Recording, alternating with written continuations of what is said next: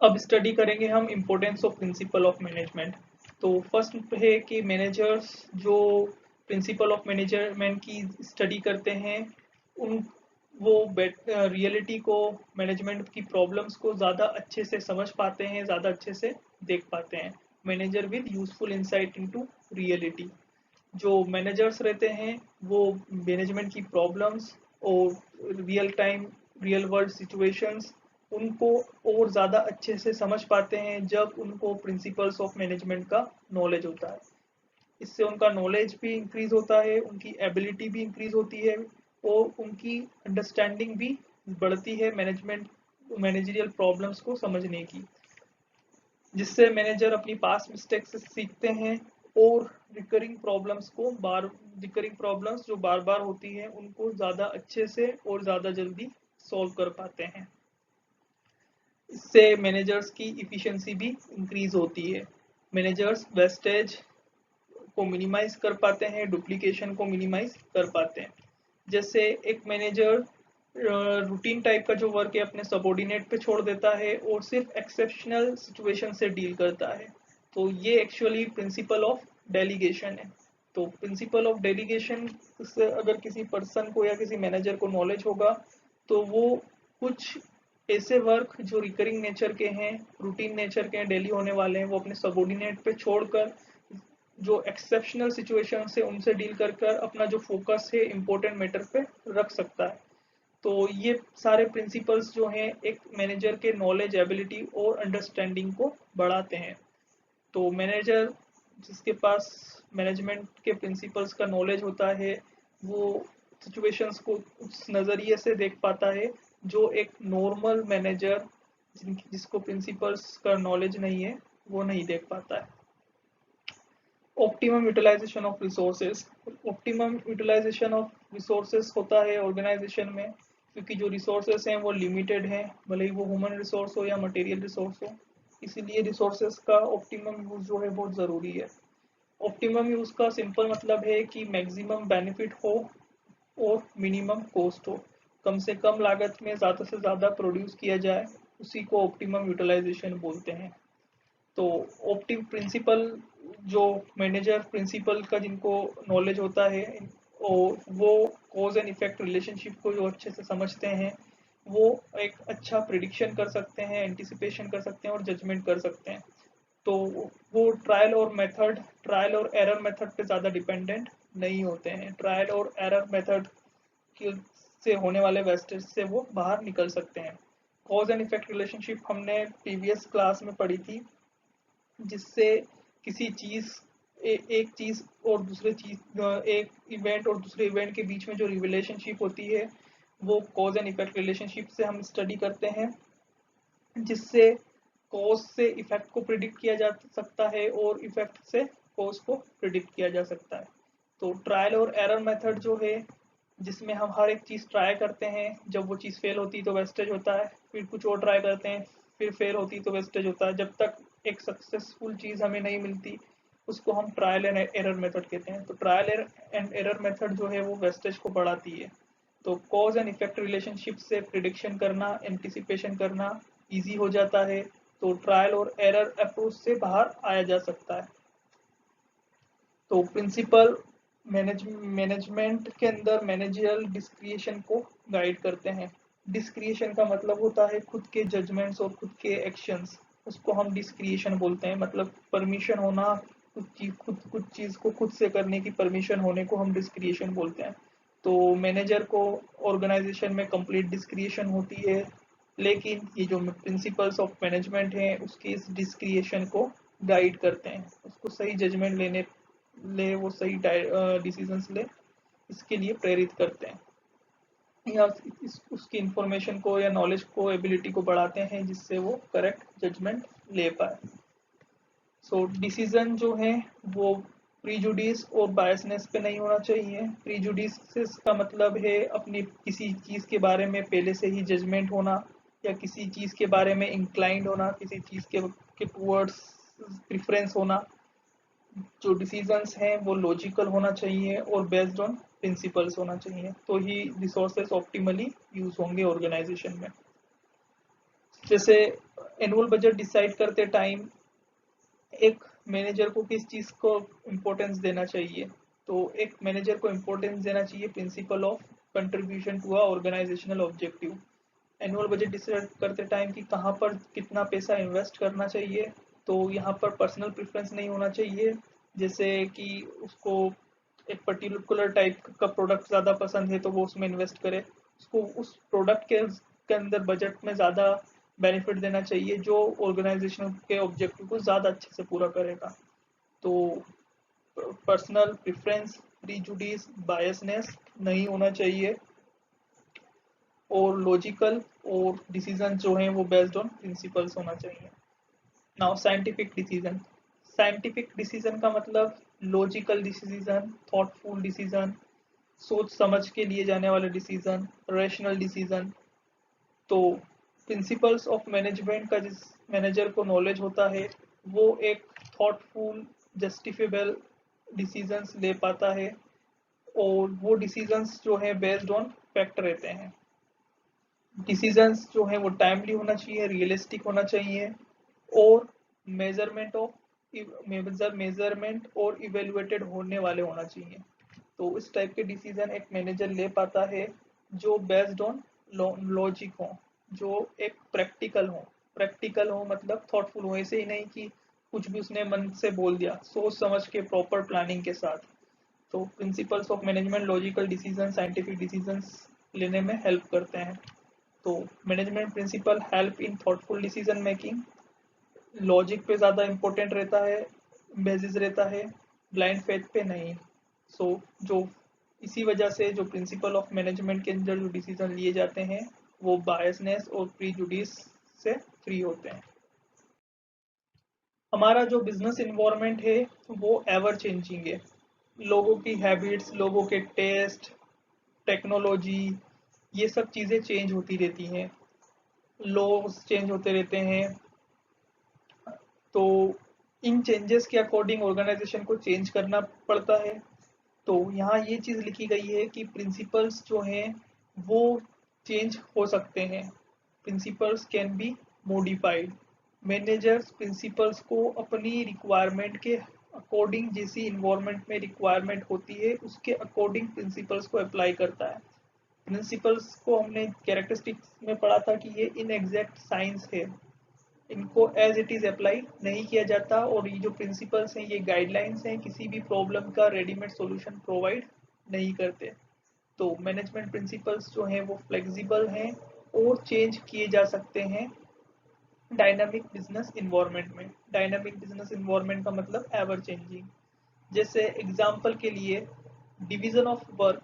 Division of work का मतलब work को डिवाइड करना स्पेशलाइजेशन की बेसिस पे। और स्पेशलाइजेशन मतलब एक ड्राइवर है तो उससे ड्राइविंग कराएंगे, एक कंप्यूटर ऑपरेटर है तो वो कंप्यूटर ऑपरेट करेगा, स्कूल में एक मैथ्स टीचर है तो वो मैथ्स पढ़ाएगा, एक साइंस टीचर साइंस पढ़ाएगा, तो उसको स्पेशलाइजेशन बोलते हैं क्योंकि वो उस पर्टिकुलर स्ट्रीम सब्जेक्ट का स्पेशलाइज्ड है।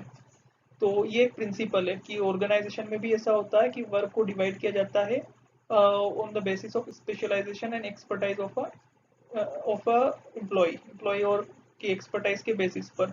लेकिन मॉडर्न टाइम में ये प्रिंसिपल्स जो है वो बहुत आगे पहुंच चुका है, बहुत ज़्यादा एक्सटेंड हो चुका है। कंपनीज अपने कोर कॉम्पिटेंस और नॉन कोर कॉम्पिटेंस को भी स्पेशलाइज कर रही है। जैसे फॉर एग्जांपल एक मोबाइल मैन्युफैक्चरिंग कंपनी है तो उसका काम मोबाइल बनाना है, तो मोबाइल की जो पैकेजिंग होगी वो उसका नॉन कोर बिजनेस होगा।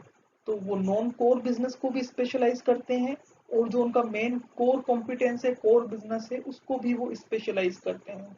मतलब जो जो मोबाइल फोन्स बनाने की जो यूनिट होगी वो एक सेपरेट डिफरेंट यूनिट होगी, उनका डिवीजन अलग होगा। और जो एक उन मोबाइल का जो बॉक्स बना रही है उसका डिवीजन अलग होगा, जिससे वो अपने ही वर्क में स्पेशलाइज्ड हो पाए। तो ये एक प्रिंसिपल है जो टाइम के अकॉर्डिंग थोड़ा और एक्सटेंड हो गया। तो यहाँ पे यही बात लिखी है कि मैनेजमेंट के प्रिंसिपल चेंज हो सकते हैं और इन्वायरमेंट के अकॉर्डिंग चेंज हो सकते हैं। मैनेजर अपने प्रिंसिपल्स को अपने अकॉर्डिंग अप्लाई करता है उनको चेंज करके। नाउ फिफ्थ पॉइंट जो है कि मैनेजमेंट प्रिंसिपल्स जो हैं वो सोशल रिस्पॉन्सिबिलिटी को भी फुलफिल करते हैं। तो सोशल रिस्पॉन्सिबिलिटी को वो फुलफिल ऐसे करते हैं कि प्रिंसिपल्स ऑफ मैनेजमेंट जो हैं वो पब्लिक के बीच में अवेयरनेस क्रिएट करते हैं।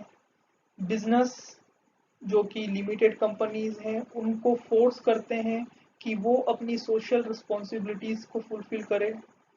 बहुत सारी मैनेजमेंट थ्योरीज और मैनेजमेंट प्रिंसिपल्स जो हैं वो इवॉल्व हुए हैं मतलब जो फिलोसोफर्स हैं, थिंकर्स हैं, जो मैनेजमेंट के गुरुज हुए हैं, उन्होंने बहुत सारे प्रिंसिपल्स ऐसे बनाए हैं जो रिस्पॉन्सिबिलिटी के टूवर्ड्स हैं या सोशल रिस्पॉन्सिबिलिटी के बात करते हैं। वो बिजनेस की सक्सेस को सोशल रिस्पॉन्सिबिलिटी से कनेक्ट करते हैं कि वही बिजनेस सरवाइव कर पाएगा लॉन्ग ड्यूरेशन तक, या वही बिजनेस अपनी रेपुटेशन क्रिएट कर पाएगा जो सोशली रिस्पॉन्सिबल है। इस टाइप के प्रिंसिपल्स भी हैं। जैसे फॉर एग्जांपल एक प्रिंसिपल है इक्विटी। इक्विटी का अगर मीनिंग देखा जाए, फेयोल का प्रिंसिपल है इक्विटी, हम आगे चैप्टर में स्टडी करने वाले हैं। तो इक्विटी का मतलब है कि ऑर्गेनाइजेशन में वर्क करने वाले हर एक एम्प्लॉय को रिस्पेक्ट के साथ ट्रीट किया जाए और सभी को इक्वल इक्वल इक्वल रखा जाए, भले ही वो किसी भी जॉब पोजीशन पे वर्क करते हो। जेंडर, रिलीजन, कास्ट के बेसिस पर उनमें उनमें कोई भी भेदभाव नहीं किया जाए, डिस्क्रिमिनेशन नहीं किया जाए। तो ये एक इक्विटी एक इस टाइप का प्रिंसिपल है। तो ये एक इस टाइप के प्रिंसिपल्स सोशल रिस्पॉन्सिबिलिटी को भी चार्ज करते हैं, सोशल रिस्पॉन्सिबिलिटी को भी डिस्चार्ज करवाते हैं मैनेजर से और ऑर्गेनाइजेशन से। जैसे कस्टमर की वैल्यू करना, environment environment friendly, eco friendly methods of production use करना, बिजनेस एसोसिएट्स जो आपके बिजनेस के साथ के जो हैं आपके डेटर्स, क्रेडिटर्स या मनी लेंडर्स, बैंक अकाउंटेंट्स, उन सभी के साथ एक अच्छे वे में डील करना, ये सभी इन प्रिंसिपल्स के अंडर में आते हैं। 6 पॉइंट है कि management training, education and research. तो प्रिंसिपल्स ऑफ मैनेजमेंट जो है अब एक कैरिकुलम बन चुका है, एक डिसिप्लिन बन चुका है, क्योंकि ये अब कॉलेज, स्कूल में भी इंक्लूडेड है, 11th 12th में पढ़ाया जाता है। तो मैनेजमेंट के जो प्रिंसिपल्स हैं वो यूज होते हैं मैनेजर्स की ट्रेनिंग में, एजुकेशन में और रिसर्च में। तो ये प्रिंसिपल्स ऑफ मैनेजमेंट जो स्टूडेंट्स हैं वो स्टडी करते हैं, इन थ्योरीज को वो पढ़ते हैं। और डिफरेंट जैसे MBA, BBA, इस टाइप के जो कोर्स रहते हैं, ये प्रोफेशनल कोर्सेस भी ऑफर किए जाते हैं और पढ़ाए जाते हैं, और it has become a part of curriculum in the school, in the college. अब हम स्टडी करते हैं principles of scientific management. Scientific management के जो फादर हैं Frederick Winslow Taylor, in short हम टेलर बोलेंगे। तो टेलर के 4 प्रिंसिपल्स हैं जो हम इसमें स्टडी करने वाले हैं। फर्स्ट है science not a rule of thumb. तो टेलर इस प्रिंसिपल में ये कहना चाहता है कि ऑर्गेनाइजेशन में हर एक काम को करने का, जितने भी नंबर ऑफ एक्टिविटीज और नंबर ऑफ वर्क, जितने भी हमें वर्क करना है, उसको करने का एक बेस्ट मेथड होता है जिससे इफिशिएंसी मैक्सिमाइज की जा सकती है। तो इस बेस्ट मेथड को फाइंड करो और अप्लाई करो। और इस मेथड को फाइंड करने के लिए या इस मेथड को बनाने के लिए हमें स्टडी करना पड़ेगी, एनालाइज करना पड़ेगी। तो एनालाइज करके, स्टडी करके इस बेस्ट मेथड को फाइंड करो, और वो मेथड जो रूल ऑफ थंब वाली मेथड है उसको हटाओ और इस साइंटिफिक मेथड को throughout the organization apply करो। जो रूल ऑफ थंब वाली मेथड है वो ये मेथड है कि बिना सोचे समझे सिर्फ काम करना स्टार्ट कर दिया, ऑर्गेनाइजेशन में वर्क करना या स्टार्ट कर दिया। यहाँ पे वर्क का मतलब है, फॉर एग्जांपल टेलर ये वो यूँ बोल कहता है कि अगर ऑर्गेनाइजेशन में गुड्स को स्टोर किया जा रहा है, तो गुड्स का ट्रांसपोर्टेशन हो रहा है, तो स्टोर करने की भी एक बेस्ट मेथड होगी, गुड्स को ट्रांसपोर्ट करने की भी एक बेस्ट मेथड होगी, प्रोडक्शन की भी एक बेस्ट मेथड होगी। तो उस बेस्ट मेथड को फाइंड आउट करो, स्टडी और एनालिसिस करके, हर एक चीज की बेस्ट मेथड है। और उसको throughout the organization apply करो। और रूल ऑफ थंब, जो आपने बिना सोचे समझे कुछ भी मेथड चालू कर दी है किसी भी काम को करने की, उसको हटाओ। ये ऐसा उसका मानना था। तो साइंटिफिक मेथड के अंदर हमें बेस्ट मेथड फाइंड करने के लिए इन्वेस्टिगेशन करना पड़ती है ट्रेडिशनल मेथड की।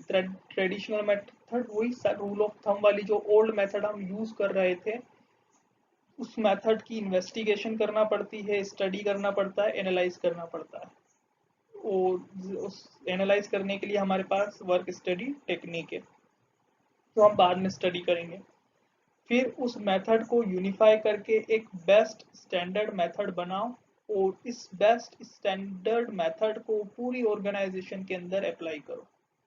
ये फर्स्ट उसका प्रिंसिपल था, science not a rule of thumb. Second principle था हार्मोनी नॉट डिस्कर्ड। हार्मोनी का मतलब एकता, डिस्कर्ड का मतलब मतभेद, एक दूसरे के से दूसरे विचार होना। तो साइंटिफिक मैनेजमेंट में टेलर ये मानता था ऑर्गेनाइजेशन के अंदर दो क्लास एग्जिस्ट करती हैं।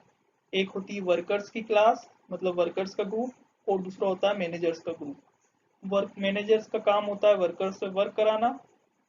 तो मैनेजर वर्सेस वर्कर्स ऑर्गेनाइजेशन में चलता रहता है, क्लास कॉन्फ्लिक्ट ऑर्गेनाइजेशन में चलता रहता है उसके अकॉर्डिंग। तो उसने ये माना कि इस कॉन्फ्लिक्ट से किसी की का भी भला नहीं होने वाला, ना ही मैनेजर्स का, ना ही वर्कर्स का, ना ही फैक्ट्री ओनर्स का। तो उसने बोला कि कंप्लीट हार्मोनी होना चाहिए। हार्मोनी मतलब एकता होना चाहिए, सारे डिस्कॉर्ड जो है वो दूर होना चाहिए मैनेजर्स और वर्कर्स के बीच में। दोनों को ये रियलाइज करना चाहिए कि ऑर्गेनाइजेशन को सक्सेसफुली चलाने के लिए दोनों ही इक्वली इम्पोर्टेंट है, और दोनों को एक दूसरे की जरूरत है, मैनेजर्स को और वर्कर्स को। ऑर्गेनाइजेशंस को अपने गेन्स जो हैं वो वर्कर्स के साथ और मैनेजमेंट के साथ शेयर करना चाहिए, जिससे हार्मोनी बढ़े। और दोनों के लिए ये जरूरी है कि ऑर्गेनाइजेशन के सक्सेस के लिए वो एक साथ मिलकर काम करें।